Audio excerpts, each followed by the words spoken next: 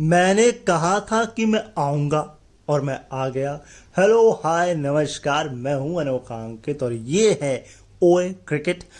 और हम कर रहे हैं आईसीसी चैंपियंस ट्रॉफी की बात। हाँ, मुझे मालूम है मैं बहुत पीछे हूं, लेकिन मैं आपसे हर बार ये कह चुका हूं कि हमें भेड़ चाल में नहीं चलना है, हम थोड़ा डिफरेंट रहते हैं। तो खैर, आज का मैच है ऑस्ट्रेलिया वर्सेस इंग्लैंड और स्टैट्स ही मिलते हैं आपको इस चैनल पर।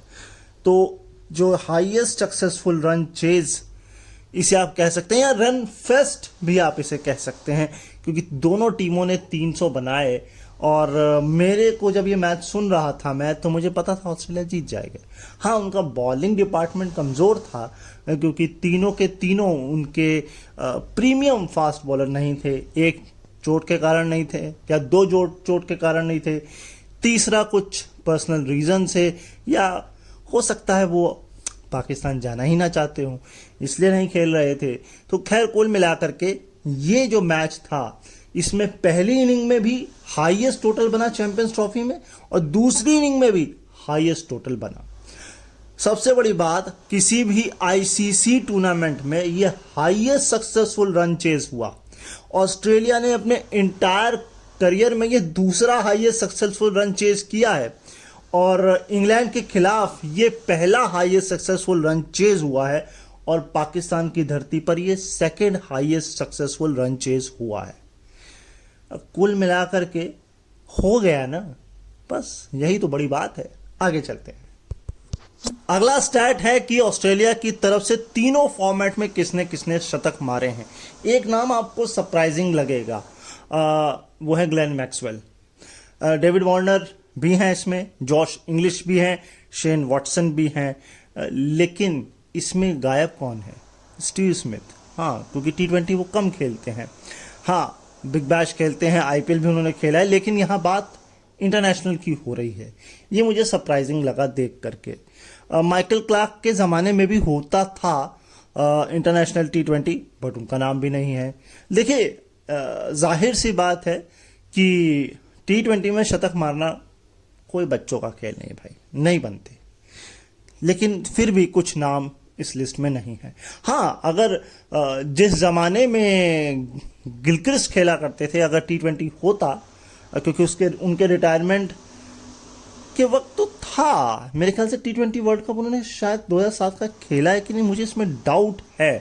मेरे ख्याल से नहीं खेला है, वो उससे पहले रिटायर हो गए थे। अगर होता तो शायद उनका नाम इस लिस्ट में ज़रूर होता। खैर, कोई बात नहीं, आगे चलते हैं। अगला स्टैट है कि सबसे तेज बॉलों के मामले में चैंपियंस ट्रॉफी में शतक किसने किसने मारा है। 2009 में सबसे पहले ये काम किया था सेंचुरियन में साउथ अफ्रीका के खिलाफ तिलक रत्ने दिलशान ने 87 बॉल में। कार्डिफ 2013 एक बार फिर साउथ अफ्रीका थी, लेकिन इस बार थे शिखर धवन 80 गेंद। अब इस लिस्ट में नाम जुड़ गया है, ये हैं जॉस इंग्लिश। इन्होंने ऑस्ट्रेलिया की तरफ से इंग्लैंड के खिलाफ कराची 2025 में ये काम कर दिया, और सबसे ऊपर 77 बॉल में, जी हाँ 77 बॉल में किसने किया था काम? अपने वीरूपा जी, जी हाँ जी, आरपीएस कोलंबो 2002, और ये भी इंग्लैंड के खिलाफ था। मतलब इंग्लैंड वालों की कुटाई बड़ी होती है, हैं? ये तो सही बात है। उस जमाने में बॉलिंग फिर भी ठीक थी, मगर ये जो करंट सिनेरियो है, इसमें आपका लीडिंग विकेट टेकर ना आईपीएल में चल रहा है, ना T20 में चल रहा है, ना वनडे में चल रहा है। भैया किसी और को ले आओ यार, हैं? अगले स्टैट में आगे बढ़ूं इससे पहले मैं आपको एक करेक्शन कर देता हूं। ये मैच लाहौर में खेला गया था, कराची में नहीं, और जॉस इंग्लिश और वीरेंद्र सहवाग की गेंदें बराबर हैं 77, यानी कि अभी भी 77 का आंकड़ा उससे नीचे आने में अभी कोई बचा है, कोई आएगा। चैंपियंस ट्रॉफी अगर जिंदा रही तो अगली तो होगी मुझे लगता है, लेकिन उसकी अगली होगी, हाँ इसमें थोड़ा डाउट है। लेकिन चैंपियंस ट्रॉफी में ऑस्ट्रेलिया की तरफ से हाईएस्ट पार्टनरशिप कब कब हुई है? एक हुई थी 2009 में सेंचुरियन में न्यूजीलैंड के खिलाफ, जब शेन वॉटसन और कैमरून वाइट, हाँ जी, इन्होंने बनाए थे 128 रन। ये हुई थी तीसरे विकेट के लिए। अब एक लेटेस्ट हो गई है लाहौर 2025 में 5वें विकेट के लिए जॉस इंग्लिश और एलेक्स कैरी के बीच 146 रन की। लेकिन अभी भी जो इंटैक्ट है वो है 252 रन की नॉट आउट वाली। इसमें भी शेन वॉटसन है, लेकिन इसमें रिकी पॉन्टिंग है साथ में, और ये भी सेंचुरियन में था। ये भी इंग्लैंड है 2009। भाई इंग्लैंड वालों, मतलब क्या क्या कहाँ मानोगे। चैंपियंस ट्रॉफी तो मतलब आप लोगों के लिए एक दर्द भरी दास्तान हो गई है। ऐसा है। और जो आपको 252 वाली मैंने नॉट आउट बताई वो दूसरे विकेट के लिए थी। और नेक्स्ट अब स्टार्ट है कि ये जो मिडिल ओवर होते हैं, जब से ये जो कास का जो डेब्यू आया है उसके बाद से 100+ ओवर फेंके गए हैं, लेकिन वर्स्ट इकॉनमी रेट 11 से 40 ओवर के बीच में रचिन रविंद्र की रही है। ऑल्दो बैटिंग अच्छी कर रहे हैं, बट बॉलिंग में इसीलिए इनको ओवर नहीं दिए जाते हैं। खासकर ओडीज की ये बात हो रही है। 5.82 का इकॉनमी रेट है। पहली बात तो ओडीज ज़्यादा होते भी नहीं हैं। इसके ऊपर है कार्तिक मयप्पन। मुझे तो ये याद नहीं आ रहा ये किस टीम से खेलते हैं, सीरियसली नहीं याद है। 5.86 की इकॉनमी रेट। ग्लेन फिलिप्स 5.88 की इकॉनमी रेट। लुंगी निगिरी 5.95 की इकॉनमी रेट। 5.9 नहीं है, 9.2 है, सॉरी। हाँ जी, 9.2 या 9.5 है, ये कंफर्म मुझे करना है। सबसे ऊपर ब्राइडन कास ही है 6.25 की इकॉनमी। वो भाई साहब, वनडे में 6 की इकॉनमी देखने में ये साधारण भी लग सकती है, लेकिन ठीक है यार, मतलब है तो है। हाँ, तो लुंगी निगरी थी 5.95 के साथ। अगला स्टैट, अगर आप ये देखें कि स्पिनर्स ने क्या किया इस मैच में।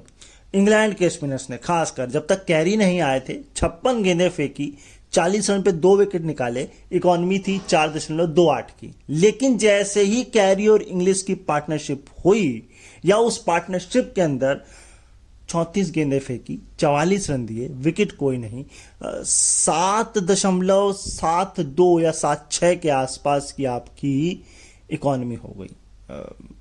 मतलब दुगने के आसपास पहुंच गई। दो बातें हैं इसमें। पहली, या तो स्पिन फ्रेंडली थी नहीं, या वो खौफ खत्म हो गया उनका स्पिन के खिलाफ कि नहीं भैया ठीक है, हम तो अपने ही हिसाब से मारेंगे, हम तो अपने ही हिसाब से खेलेंगे, आप जो मर्जी करते रहिए, स्पिनर लाइए, फास्टर लाइए, हमको फर्क नहीं पड़ता, हम खुले में खेलेंगे बिल्कुल। हाँ, ऐसा था। अगर मैं आपको प्रिसाइज नंबर बताऊं तो वो जो कोई बात नहीं, मेरा बोल गया टॉक बैक। तो खैर, तो मैं आपको अगर प्रिसाइजली बताऊं तो वो था 7.76, यस, जो इंग्लिश और कैरी की पार्टनरशिप का था। खैर, इस मैच में देखने वाली बात ये थी कि आप जितनी स्लो बॉल कराएंगे उतनी ज़्यादा आपको स्पिन मिलेगी। क्यों? आदिल रशीद ने जो लैबुशेन को आउट किया, वो सिर्फ 70.5 किलोमीटर की रफ्तार से वो बॉल थी, और पूरे इंटायर मैच में वो सबसे खतरनाक स्पिन हुई थी। अगर वही बात मैं सीमर्स की करूं तो पावर प्ले में आर्चर को पहले 3 मैच में, क्योंकि ये चौथा मैच जो हम डिस्कस कर रहे हैं, सबसे ज़्यादा स्विंग मिली। और अगर इसी ही स्विंग की बात नई बॉल से करें तो दुबई में मिली तस्कीन अहमद को। हाँ जी, तस्कीन अहमद को भी हवा में स्विंग मिली थी। तो कुल मिलाकर के ठीक है, आपको नई बॉल से अगर पावर प्ले के अंदर स्विंग मिल रही है, और लेकिन अगर आप विकेट नहीं निकाल पा रहे हैं, आप प्रेशर नहीं डाल पा रहे हैं, तस्कीन के साथ भी मैं अगर विकेट कॉलम, रन कॉलम को एक तरफ साइड कर दूं, तो अगर आपके बैलेंस में रन नहीं है और आपके सामने रोहित शर्मा जैसा खिलाड़ी है और शुभमन गिल, तो चाहे जितना मर्जी सीम हो जाए, स्विंग हो जाए, वो बल्ला जलाते हैं, बस चौके चक्के मारते हैं। चलिए हम आगे बढ़ते हैं। अब जरा राइवलरी जान लीजिए स्टीव स्मिथ और मार्क वुड की वनडे में। 10 इनिंग खेली हैं, 87 गेंदें फेस की हैं, 87 यानी 87, 61 रन यानी कि 61 रन बनाए हैं, 4 बार आउट किया है, 4 बार। एवरेज है 15.25 का, और स्ट्राइक रेट मात्र 70.11 की, यानी कि वुड के सामने स्मिथ नहीं चल पाते। कोई कॉन्फिडेंस ही नहीं नजर आ रहा है, स्ट्राइक रेट ही आपको ये बता रही होगी। भाई मैं अपने शब्दों को थोड़ा वापस लेता हूँ, वरना जोफ्रा आर्चर मेरे को कहेंगे भैया मैं आर्चर खींच के मारने तुम्हारे। हाँ वो आर्चर, आर्चरी वाली आर्चर। भाई उन्होंने पावर प्ले में विकेट निकाला है, और वो भी उस व्यक्ति का निकाला है जिसका हेड अगर हेड हो गया या उसका हेड बस लग गया ना तो फिर मैच खत्म हो जाता है। खैर कोई बात नहीं, विकेट लेके भी कोई फायदा तो नहीं हुआ। खैर चैंपियंस ट्रॉफी में हाईएस्ट टोटल क्या क्या है वो मैं आपको बता रहा हूं। इंग्लैंड ने ही ये शुरुआत की थी सेंचुरियन 2009 में, जब उन्होंने साउथ अफ्रीका के खिलाफ 323 पर 8 बनाए थे। इसके बाद कार्डिफ 2013 में इंडिया ने साउथ अफ्रीका के खिलाफ 331 पर 7 बनाए थे। लेकिन इसके ऊपर जो है वो दर्द है, 338 पर 4 पाकिस्तान ने इंडिया के खिलाफ final the Oval 2017। Yes, USA के खिलाफ न्यूजीलैंड ने द ओवल में ही 2004 में बनाए थे 347 पर 4। और अब लेटेस्ट है लाहौर 2025, जब इंग्लैंड ने ऑस्ट्रेलिया के खिलाफ बनाए थे 351 पर 8, और इसको भी तोड़ दिया ऑस्ट्रेलिया ने। मतलब 24 घंटे भी नहीं रहने दिया, मतलब 3.5 घंटे के अंदर ही रिकॉर्ड तोड़ दिया। अब क्या ही किया जाए, हो गया तो हो गया, आगे चलते हैं। अगला स्टैट है कि पाकिस्तान के अंदर हाईएस्ट इंडिविजुअल रन अब तक किसने किसने बनाए हैं। एक एंड्रू हडसन थे जिन्होंने सबसे पहले 1996 में, ये रन के हिसाब से बता रहा हूं, रावलपिंडी में बनाए थे नीदरलैंड के खिलाफ 161 रन। अब रनों के हिसाब से नंबर नीचे से सेकंड पर आ चुके हैं बेन डकेट, 165 बनाए लाहौर 2025 ऑस्ट्रेलिया के खिलाफ इंग्लैंड की तरफ से खेलते हुए। 2023 में ही रावलपिंडी में फखर जमान ने 180 बनाए थे नॉट आउट न्यूजीलैंड के खिलाफ। 2 अभी भी इंटैक्ट हैं जिनको तोड़ना बड़ा मुश्किल लग रहा है। एक है रावलपिंडी नहीं, कराची था, ये कराची था और 1987 था श्रीलंका के खिलाफ। विव रिचर्ड ने बनाए थे 181 रन। एक रन और बना लेते यार, मतलब 2 रन।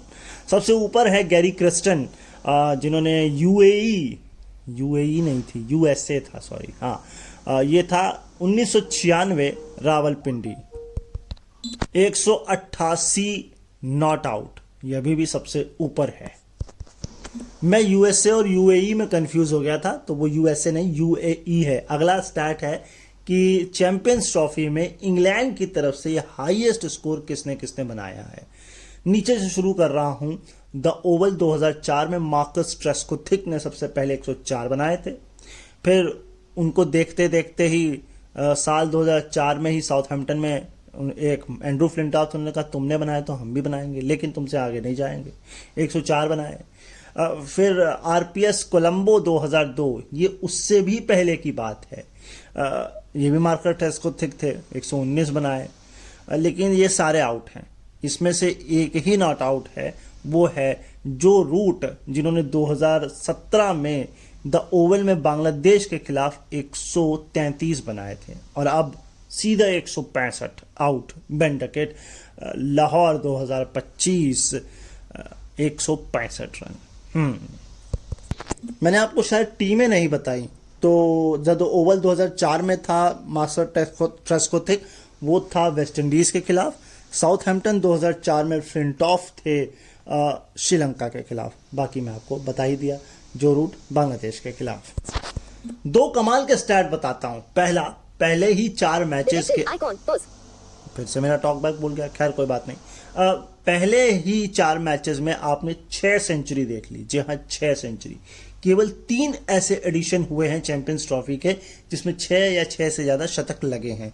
लेकिन ये जो 6 के 6 आए हैं वो पहली बार चैंपियंस ट्रॉफी खेलने वाले खिलाड़ी हैं। तो मेरे भाई, कितने समय बाद हो रहा है, कितने खिलाड़ी रिटायर हो गए, कितनों को टीम से बाहर कर दिया है। खैर कोई बात नहीं।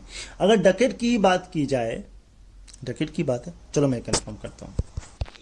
हाँ जी, तो डकेट ही थे जिन्होंने डाउन द ग्राउंड, यानी कि स्ट्रेट की बात हो रही है, 44 रन बनाए और ये उनका इंग्लैंड की शर्ट में सभी फॉर्मेट में हाईएस्ट है।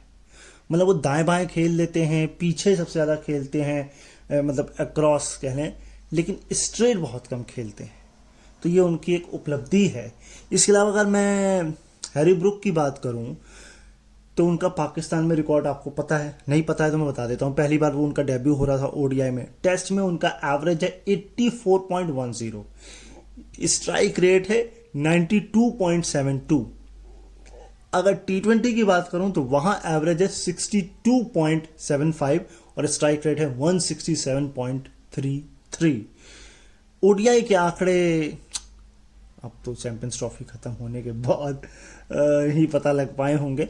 आपको अगर मिल गए हों तो कमेंट करके आप बता सकते हैं क्या है आंकड़े। लेकिन इतनी जल्दी हमें जंप नहीं करना चाहिए उनके वनडे स्टैट को, क्योंकि अब तो कप्तानी भी मिल गई है। अब देखते हैं कप्तानी के प्रेशर के तले कैसा परफॉर्म करते हैं हैरी ब्रुक। यस, थोड़ा सा डकेट के नंबर्स और देख लीजिए आप। इस वाली इनिंग में 30.7% ही उन्होंने अटैक किया है। उन्होंने सबसे ज़्यादा इस अपनी 50 के लिए रोटेशन ज़्यादा किया, 59.6। और ये उनकी जो 9 हाफ सेंचुरी है ना, उसमें आप ये देखेंगे कि ये बहुत कम नंबर हैं, वरना वो अटैक करना ज़्यादा पसंद करते हैं, खासकर डकेट की बात की जाए तो। एक बहुत ही सरप्राइजिंग स्टैट आपको देने जा रहा हूं। वनडे में ऑस्ट्रेलिया के खिलाफ पिछली 11 इनिंग के बाद पहली बार इस मैच में जो रूट की हाफ सेंचुरी आई है। मतलब 11 इनिंग से हाफ सेंचुरी नहीं बना पा रहा बंदा ऑस्ट्रेलिया के खिलाफ है। मतलब हर बार उखाड़ दिए जाते थे रूट साहब अपने, या अपने जो उनकी टेक्निक के रूट हैं वो उन पर खरे नहीं उतर पा रहे थे। क्या था, क्या जो भी था, फिलहाल वनडे तो भी है नहीं। हाँ, डोमेस्टिक शुरू हो चुका है इंग्लैंड का, और उसके बाद टेस्ट सीरीज होगी इंडिया वर्सेस इंग्लैंड। हाँ, वनडे कम होते हैं। आगे चलते हैं। देखिए, कप्तानी छोड़ी, बटलर ने इतने रन बनाकर भी हार गए, इंडिया में भी हार गए, लेकिन कहीं ना कहीं एक सीख तो ली। ये एक स्टैट है जो बता रहा है 11 से 20 ओवर के बीच में इंग्लैंड वालों ने 23 रन एज ए सिंगल के तौर पे लिए। स्पिनर के खिलाफ बात हो रही है, विकेट भी नहीं खोया, और रोटेशन जो परसेंटेज था वो 66.7 था। वहीं इंडिया के खिलाफ जो 3 वनडे खेले, वहां स्पिन के खिलाफ इन्हीं ओवर के बीच एटलीस्ट एक विकेट खोया, और रोटेशन 50% से ज़्यादा था ही नहीं। यस, मतलब कहीं ना कहीं सीख लिया, और उन्होंने ये समझा कि हम सिंगल्स पर थोड़ा रिलाय करें। हर जरूरी नहीं हर बार पर हमें बॉल को बाउंड्री पार ही पहुंचाना है नहीं तो। हाँ, अगर मैं आपको ये बोलूं कि वनडे कम होते हैं, लेकिन इतने भी कम नहीं होते हैं कि भैया दिसंबर 2005 के बाद पहली बार इंग्लैंड वनडे मैच खेल रहा है पाकिस्तान में। इसका एक बहुत बड़ा कारण है 2008 से लेकर तकरीबन 2022 तक पाकिस्तान में किसी भी तरीके के मैच का ना होना। ठीक, वहीं ऑस्ट्रेलिया की अगर मैं बात करूं, भाई साहब वर्ल्ड टेस्ट चैंपियनशिप भी है इनके खाते में, 2 बार के ये आईसीसी चैंपियंस ट्रॉफी के भी विजेता हैं, वर्ल्ड कप के भी विजेता हैं, लेकिन पिछले 2 एडिशन से एक भी मैच नहीं जीते हैं। हाँ जी, इस मैच तक 3 मैच हारे थे और 3 मैच पानी में धुल गए। हाँ, इंग्लैंड के खाते में वनडे का तो वर्ल्ड कप नहीं है वनडे का वर्ल्ड कप 2019 का T20 वर्ल्ड कप भी है, लेकिन उनके खाते में ये वाली ट्रॉफी अभी तक नहीं है। ग्राउंड के डायमेंशंस की अगर मैं बात करूं तो यहां थी 63, 73 साइड्स में, और स्ट्रेट में थी 74। ऑस्ट्रेलिया T20 वर्ल्ड कप 2016 के बाद अपने 3 मेन फास्ट बॉलर को मिस कर रहा था। और अगर मैं बात करूं ऑस्ट्रेलिया, तो इस टूर्नामेंट से पहले श्रीलंका से हार के आया, इंग्लैंड इंडिया से हार के आया, लेकिन सबसे बड़ी बात यह थी कि ऑस्ट्रेलिया 200 भी नहीं पहुंच पाया, वो भी श्रीलंका के सामने। हाँ, वो अलग बात है, वहां स्पिन कुछ ज़्यादा ही हो रही थी, ये एक मसला था। हाँ, बाकी आपको ऑस्ट्रेलिया का बताइए, माइंड गेम्स ज़्यादा खेलते हैं वो। तो खैर, मैं माइंड गेम नहीं खेलता हूँ, मैं यहाँ पर एंड गेम खेलता हूँ, यानी कि एंड करते हैं हम यहाँ पर इस एपिसोड को। और आई होप आपको पसंद आया होगा। आप चैनल पर नए हैं तो भाई सब्सक्राइब करके जाइएगा। मैं कब आऊँगा ये मैं नहीं बताऊँगा, इसके लिए आपको बेल बजानी पड़ेगी, तभी आपको पता लगेगा। एंड काम पसंद आ रहा है तो लाइक कमेंट शेयर ज़रूर भर भर के कीजिएगा, मोटिवेशन मिलती है, नहीं मिलती तो फिर नहीं आ पाते हैं, है ना। अपना ख्याल रखिए, मुझे अपने दिलों में याद रखिए। मुलाकात जल्द होगी, अगले मैच के साथ होगी इसी टूर्नामेंट के। तब तक के लिए नमस्कार एंड बाय बाय।